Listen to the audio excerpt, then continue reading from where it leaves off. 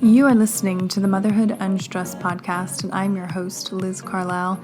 Welcome back. Welcome to a fresh week. I'm so glad that you're here and that we're spending this time together. And I'm really excited to share my guest and his work with you this week. His name is Kamal Ravikant. He was a Silicon Valley entrepreneur, and through a lot of internal work, a lot of self-discovery, he realized that he wasn't really loving himself despite all of his amazing success. And he is someone who has lived really, truly an incredible life, traveled the world, done some amazing things. But really, I think this work is the most interesting and the most transformative. And he wrote a book, and he has re-released a new edition of the book, Love Yourself Like Your Life Depends on It. And it has just taken the world over by storm. And so in this episode, we are diving all into the tenets of that book and to give you some key takeaways that you can put into your own life. How do you love yourself? Do you love yourself? And it seems like a kind of strange question. You know, most people think, well, of course I love myself, but you might find that you don't really. You know, you might find that you're compromising a lot in life and doing things that you wouldn't do if you truly loved yourself. So I think this is going to be a really transformative episode for you to listen to give you some things to think about, to give you some practical things to do in your day-to-day, and that's all due to my amazing guest. So I hope you enjoy this episode. Please share it with at least one friend. Please leave us a review on Apple Podcast. I've been loving all of the reviews lately. Thank you so much, and enjoy my episode with Kamal Ravikant. This episode is sponsored by Motherhood Unstressed CBD. This is my line of organic, natural, USA-grown hemp that was specifically designed to help you, the mother, battle stress and anxiety naturally. And I'm excited to announce we just added 2 new CBD oils to the lineup.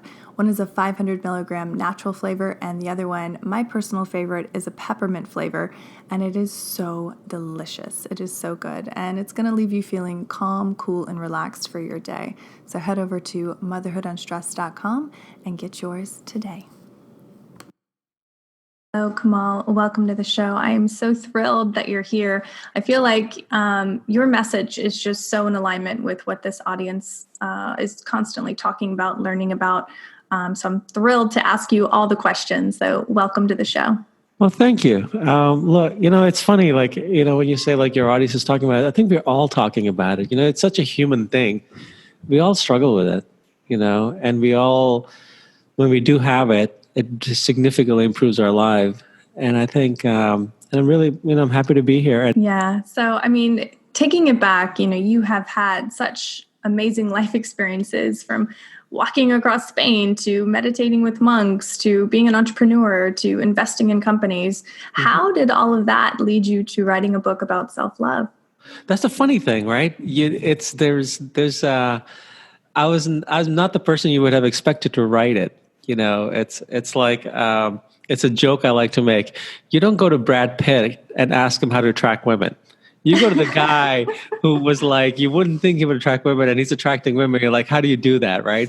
I was never the guy who thought around thinking, I got to love myself, or I haven't thought about it, right? I've been a soldier in the U.S. Army. I've built startups. I've climbed mountains. I look at myself as a doer, and and I think what it took me hitting bottom at one point in my life, a real bottom. And, unfortunately, I think there's no one bottom in our lives. Life is ups and downs, and but this was a very significant bottom where I really was basically done, and I'd lost everything I'd made in years. I lost my company. I lost my relationship. I lost a friend who had just died. I was sick. I was miserable. It was just, everything was just falling apart.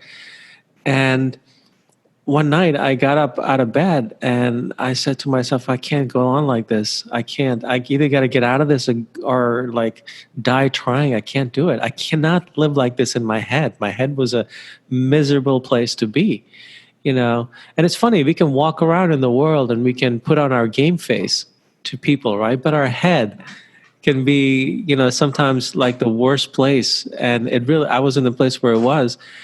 And I just walked over to my journal, and with this, I don't know where it came from, I sat down and wrote a vow to myself. And I thought I would write a vow to myself to, I don't know what, to get out of it or something. But instead, something happened. Something special happened, and it came from deep within me. And it was a vow to love myself. And I remember writing that vow, and it was in the moment. I wasn't thinking, it was just like, I think something in me that wanted to save me. Knew deep down what would save me was love. Right. And I wrote this vow to love myself. And I remember sitting back and looking at the vow and thinking, what have I just done? Like, I have no idea how to do this. Okay, great. I made a vow. How am I going to do this? Right. But I do believe in the power of committing to yourself. So I had made a vow to myself. So I had to figure it out.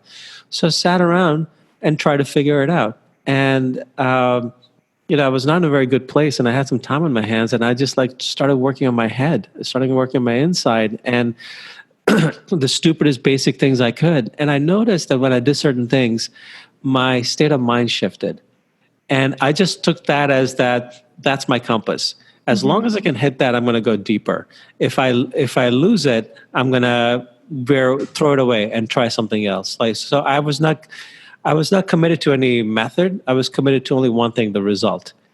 And I just worked on myself, and I was trying these different things. And I figured something out that really shifted my state of mind. And then over the next few weeks, I just got better and better and better. And and it was all around creating love the feeling of love, different things I did to create a feeling of love for myself inside myself, irrespective of how things were on the outside, irrespective of anybody else. It was purely just by me, for me. That's it. And it was transformative. And, I never set out to write a book about it. That was not my thing. I was a startup guy. And I was sharing this with friends because I was like, look, this really changed my life, and it was helping them. And they convinced me to write a book. And eventually I did. And I'm a writer as well. I've trained myself to be a writer. So I wrote this,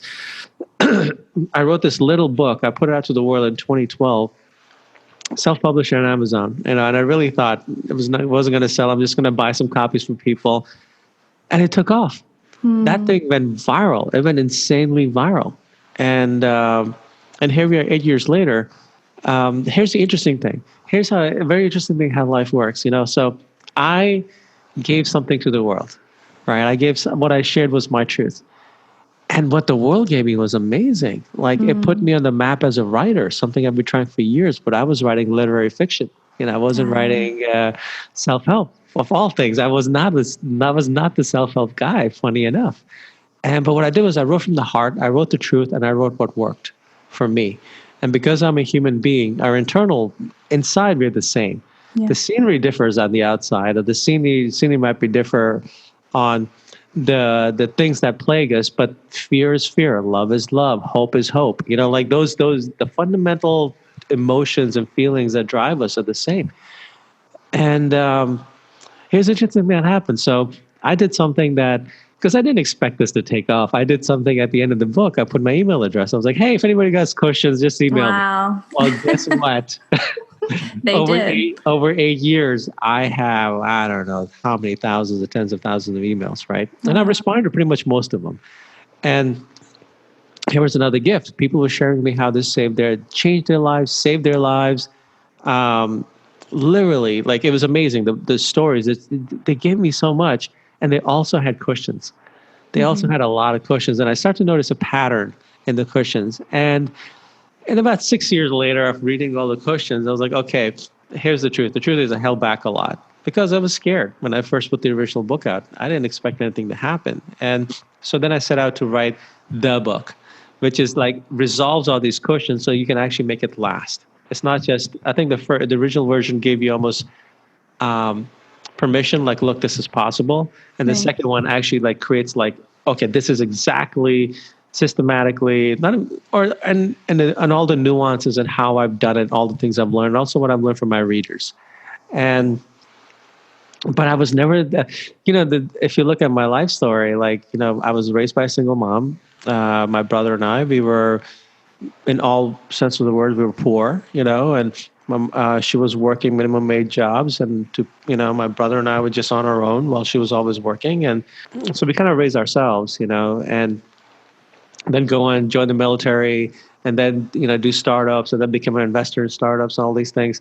You know, you don't really look at that as like, this is the guy who's going to write the book on self-love. But it's funny Right. how life works. Right. But I wrote about what saved me, what I needed. I'm the guy who needed that. I'm not the guy who grew up feeling self-love. I didn't even know what that was. Well, and honestly, I think most of us don't have that. We're not taught that in school. It's not necessarily taught by our parents because they certainly weren't instructed on that. They're of the generation where it's just you plow through and you do what you need to do and you don't complain about it. So, of course, it makes sense that people have no idea where to begin. So, going back to the book, the first version, what was it that really worked for you? Because you said you tried a bunch of different things and then you really kind of honed in on what works. So tell us what works? What is the solution?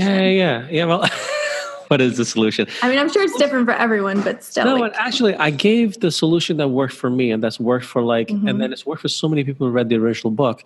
Now, I'll be, and I'm happy to share that. I'll just want to say one thing. Just when you're reading the book and the new version, watch out for the nuances because there are nuances. The mind's a monkey. The mind will just run around and throw bananas all day. That's the nature of the mind, right? That's what the mind does. And just when you think you got okay, I got this figured out, it's like finds a new banana. Right? so I really go into the nuances and how I've approached them, and that really helps. That makes it sustainable because it's easy to get okay, I'm going to Kamal said this, or I'm going to try it, I'm going to do it. Oh, great. But a week later, how are you doing it? So I would just say to anyone listening, really pay attention to the nuances in the book. But the very first simplest thing that started to work was I remember then thinking, what can I do? Here I am in my apartment in San Francisco. What can I do what's the simplest thing I can do? I was like, I want to start telling myself I love myself. Really, that's stupid. And I started just telling that to myself in my head. And then about 3 or 4 days later, I noticed as I was doing it, I started feeling it a little. And then I started making myself feel it more. And then I added in the concept of light, where I would actually feel light coming in with the breath, where I'm feeling it and then releasing whatever needs to go.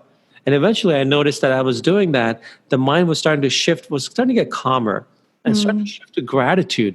What was releasing was gratitude. Before it was just like the crud. And then it started releasing the gratitude. And then I started doing this in other ways. I came up with a very focused meditation that took me 7 minutes. And the only reason it was 7 minutes was because I would listen to a piece of music that was 7 minutes long and anchor the meditation to that music so that every time I would do the piece of listen to music, my mind would just go in that state and I would just do that thing again. But this time very, very focused in that meditative state. Then I would do it listening, looking at myself in the mirror at my left eye. For some reason, I found the left eye was better for 5 minutes, just repeating that to myself. And that, it was almost like I was attacking the problem from very different angles, but using the same core thing. And it just started to shift everything. So these were 3 basic things. There was another thing that I learned was when I was interacting with people and maybe they weren't necessarily being loving to me, I would ask myself, if I love myself truly and deeply, would I let myself experience this? And it was a very powerful question because it starts with an if. So you don't have to be loving yourself in the moment. You just say, if I love myself, would I let myself experience this? And what that would do is that would let me actually choose inside who I wanted to be. Did I want to respond with anger?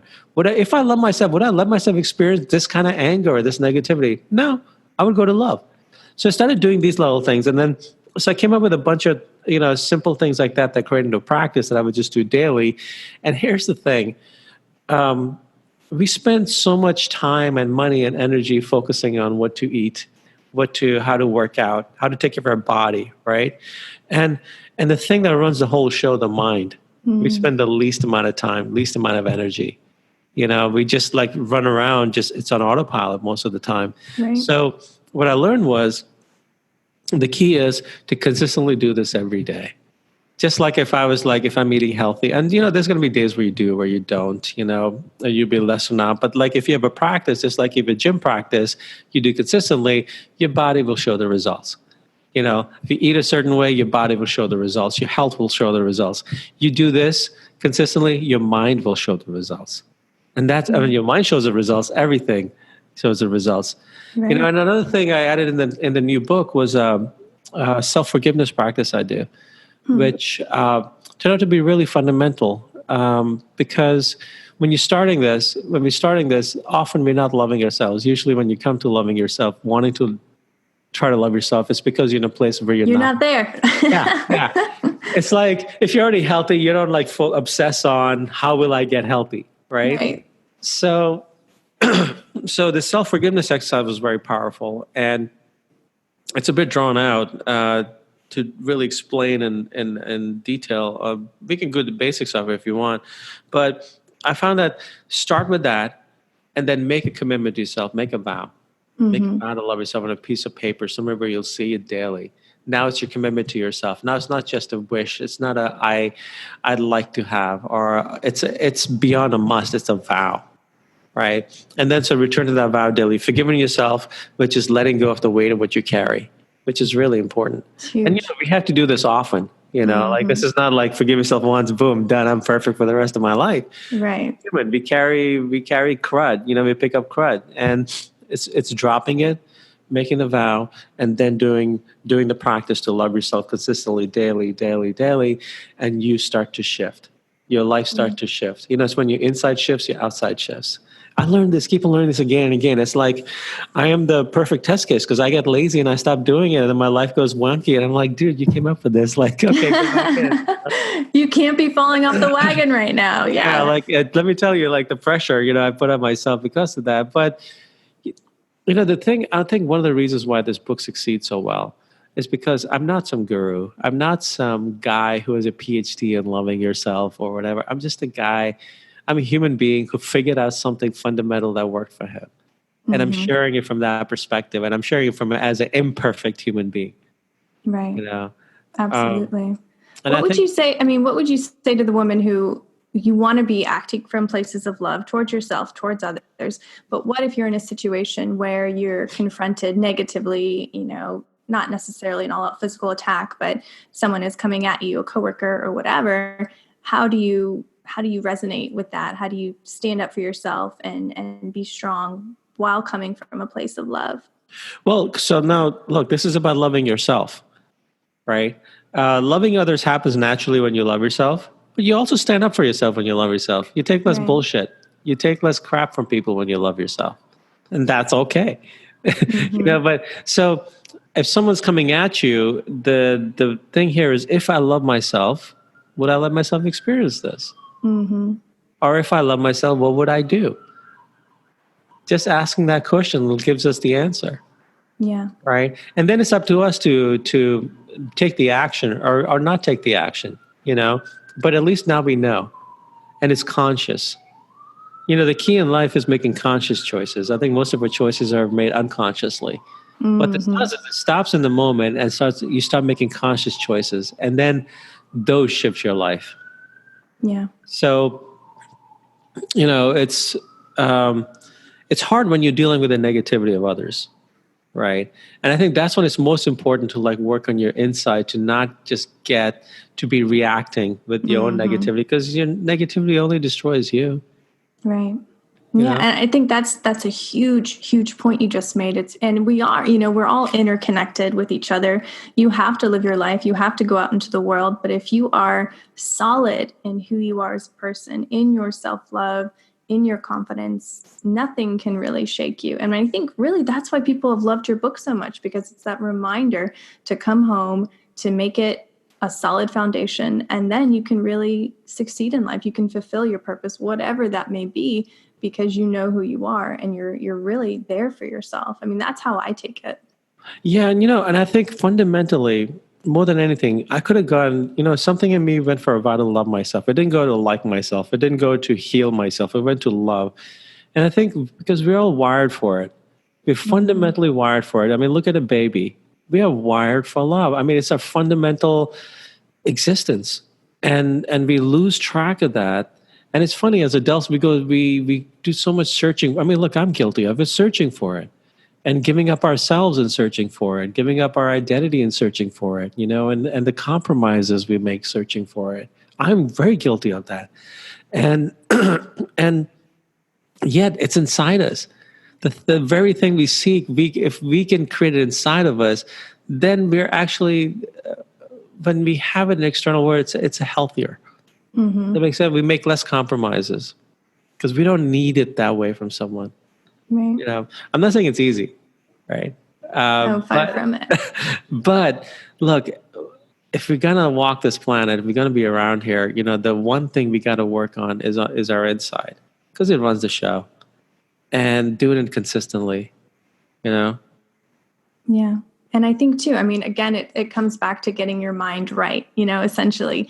And doing that is going to make you physically fit, more fit. It's going to make you choose better foods to eat. Yes. It's going to make you kinder to your partner, to your children. So what would you say to the mother listening to this who feels like she wants to get her mind right, do the self-love practice, but maybe she feels like she doesn't have enough time, or, she's not worth the time, or, so-and-so needs her. So she can't be, I mean, time for mothers, especially, time is always kind of a big excuse. Look, I mean, I'm a huge fan of mothers. My mom, for the grace of God, my brother and I are here because of her, and like we were homeless at one point, what she went through, like, get us through. And look, we've turned out to be quite successful, my brother and I, and good men. Why? Because of her, right? And my God, like, I look back at the pressure she was under, and time is a luxury, I think, for many mothers, right? But that's one of the reasons why I think this practice works, is because it doesn't take extra time. Like, you're walking around thinking anyway, right? Yeah. So like what I call like the first spot, the mental loop, which is like the making yourself feel love for yourself. You can do that no matter what you're doing, right? The meditation, you can do that. It can be 5 minutes. It can be 3 minutes. Just find a piece of music you like and just anchor to that, right? And just make yourself feel it for that. It could be 3 minutes, literally. It's just a consistency. The thing in front of the mirror, everyone stares themselves in the mirror. It's just when you're staring in the mirror, do it. The question you can ask yourself in anything you're doing. So the beauty of this, and I think why this works, is this wasn't like, okay, now you got to spend, 30 minutes a day journaling, 20 minutes a day, just stretching, this, that, because I'm honestly, fundamentally, I'm lazy, right? and so what I came up with was something that you can do consistently. And I think one thing, I remember I go deeper into this in the new edition of the book, is something I call 10 breaths. And I was like, what can I do at the very minimum throughout the day just to catch myself, that'll center me back to this? And I literally do the breath, the light, the feeling love for myself for 10 breaths. I will just stop wherever, or not even stop. Like, I could be like doing anything. I could be making dinner or whatever, and just for 10 breaths. But we're going to breathe whether we want to or not. Well, right. At some point, right? We're going to, but while we're here, we're going to breathe with the, just make them deep and slow and purposeful. And with the in-breath, feel love for yourself come in. And with the out-breath, release whatever goes. 10 breaths, just 10. That's, because they're deep. So maybe we're talking 13 seconds, everyone's got that. And doing whatever you're doing. I've done it in conversations, people talk to me. I'm like, I'm doing my little 10 breaths, no one has to know. No one knows what's going on in your head anyway. Half the time you're talking to someone, your mind's wandering anyway. Right. So why not use it to center yourself too with this? So what this also does is, there's a concept in neuroscience, neurons that fire together, wire together. Yeah. And it's such a profound concept that, our brain is plastic. We train it. We can actually train it. Unfortunately, we often train it with negative stuff, with negative reactions. So what this is doing is you creating like a really powerful mental groove that's just about love for yourself. And what you notice after a certain amount of time is it gets easier and easier and easier. In the beginning, it's hard because your mind's like, what is this? What is this crazy talk? What are you doing, right? The mind basically makes fun of you. And just realize that. That's just the ego protecting itself. It's something new.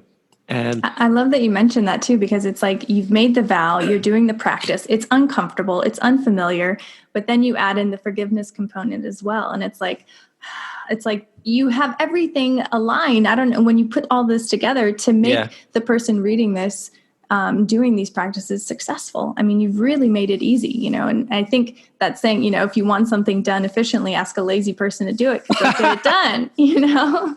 Brilliant. I hadn't heard Yeah. that. I'm going to use that. Yeah. That's brilliant. I'll quote you. Well, that's brilliant. Oh, it's not me, but yeah, I mean, it makes sense though. You want the most efficient, clear way to do something. And you've done that. What's been the biggest thing though, from all the responses from your readers over the years? Is there something that really surprised you from the feedback? What surprised me was the variety of readers. I remember I've gotten emails from I remember this 16-year-old girl. I've gotten emails from this woman in her 70s and lives on an island outside of England. I've gotten emails from veterans, from you name it, right across the board. And because it's just like what's surprised me was like, these are people, our life circumstances are so different. We don't have any, I have nothing in common with a 16-year-old girl. You know what I mean?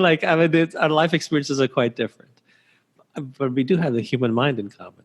Mm-hmm. We do have emotions and heart in common. And so that surprised me. It was just a variety of people who reached out.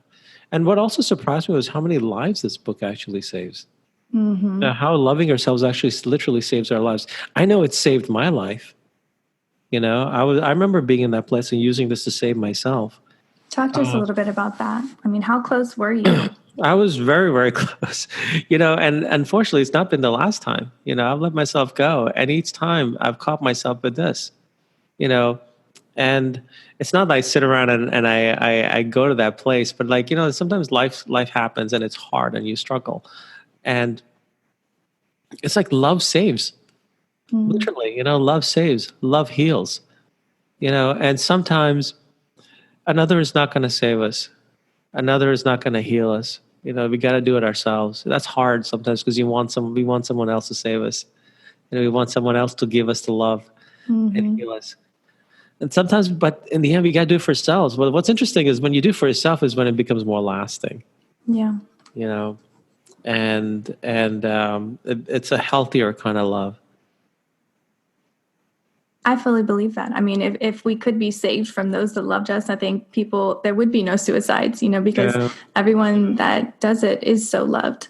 So I think you're that's right. the irony, right? Because when you're in that, when you're in that place, when you're in that place of darkness, you don't think about, even the others are an abstract concept.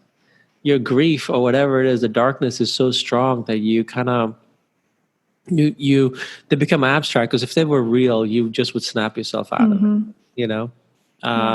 If you felt, I've lost friends to this, and it's like a dark hole, and you can't, it's there's a concept that some of this part of this practice is based on. Someone told me years ago, darkness is the absence of light. You can't fight darkness. Like anger, pain, hurt, sorrow, you can't fight it away. You can't. You just get sucked into it more and more. So he said, what you need to do is you need to pull out your rag, go to the nearest window, and just start cleaning. And the light comes in, and that light takes away the darkness. And so I remember that when I came up with the practice, because it was like, look, love will be the light. Wow. And light naturally heals. We don't have to do anything with that love for ourselves. We don't have to say, okay, now loving myself make me feel a certain way. It just naturally starts to shift things inside. That's the power of self-love. Yeah. It's such a profound truth, and you say that and I get chills because I know that it's true.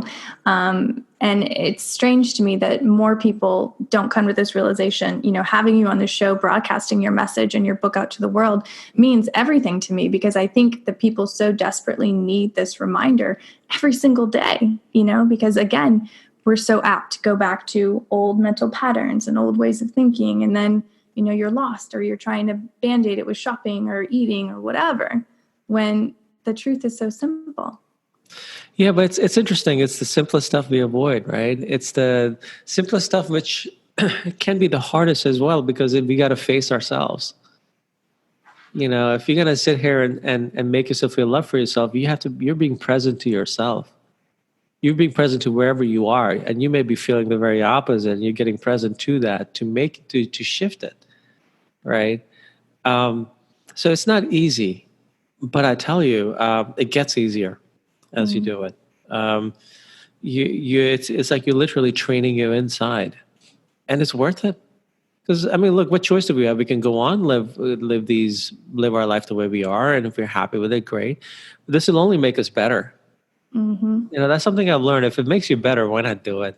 Right. Why not? You know. Face the uncomfortability and grow.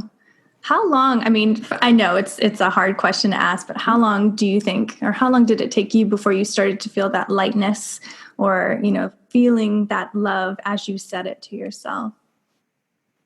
It was less than a couple of weeks. Wow. Yeah. That's amazing. Yeah, you'd be amazed how fast this works. That's incredible. But one thing I say is like do the whole thing if you want it to work, like because you're just approaching it from different angles, right? You're just layering it. And like I said, it's not much time, it's not much work. It's just you're just layering it, let it do its thing, and then eventually it starts to kind of like run on its own. That's incredible. That's motivating to me, because I'm a lazy person as well. But being real. But if there were one huge takeaway, we've covered so much, that you wanted to leave with the listener today for her to walk away with, what would that be?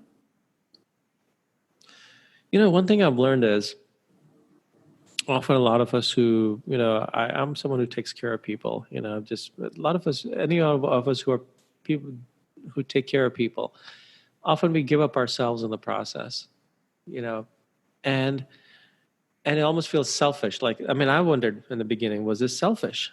And it's the most selfless thing you can do, actually, when you make yourself better on the inside. Because when you make yourself better on the inside, you're just naturally better on the outside to the ones around you. And it's just things get better. So it's actually the best thing you can do for people around you. That's the irony. Right? You do it for yourself, but it's also the best thing you can do for people around you. And you may end up actually making some interesting choices because of it. Like when you love yourself, you do put up with less.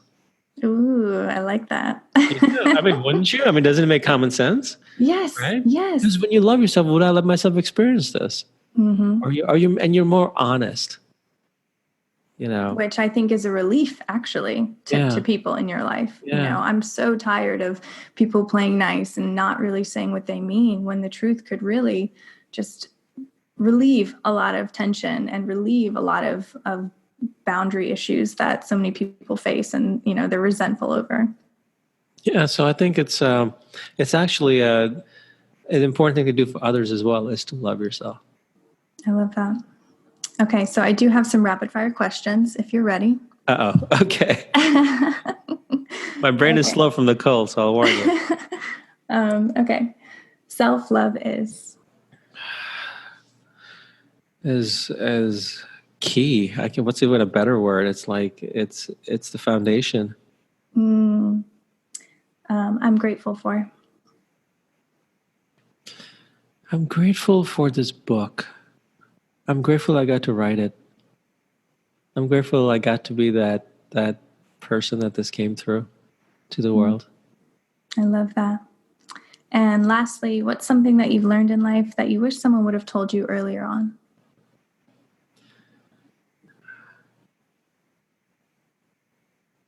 Okay, so it's not a rapid fire answer. It's a great question. Dude, most of it doesn't matter. Wow. I like that. It really is, right? If you look back, most of it doesn't matter. Yeah. And I think too, when you do the work that you're talking about in your book, you'll figure that out faster. Yeah. Life gets simpler. Well, your book, Love Yourself Like Your Life Depends on It, the new version is out now. Where can people find it? Anywhere fine books are sold. Bookstores, Amazon. It's actually quite exciting. Awesome. And then how can they find you online? The usual suspects, Instagram, Twitter. I actually put my email in this book again. Oh no. Because I do love hearing from my readers, and I do love, connecting with them. It's such a gift. People reach out to you and share with you what your work, means to them. It really is. Wow. Well, thank you so much for sharing your message, for sharing your truth. As hard and difficult as it has been, you are just a pure light in the world. So thank you for bringing more of that to the darkness that might exist. Oh, what a beautiful thing to say. Thank you. You have been listening to the Motherhood Unstressed podcast, and I'm your host, Liz Carlisle. Thank you so much for tuning in. And if you love this episode, please share it with at least one friend. Tag us on your Instagram stories. That's a great way to support the show. Make sure that you're subscribed so that you never miss out on a morning meditation or on an interview with an incredible person doing incredible work in the world. And if you haven't already, please hit those 5 stars on Apple Podcasts, because it really does boost the show's rating and just it gets the message out to more and more listeners. So thank you.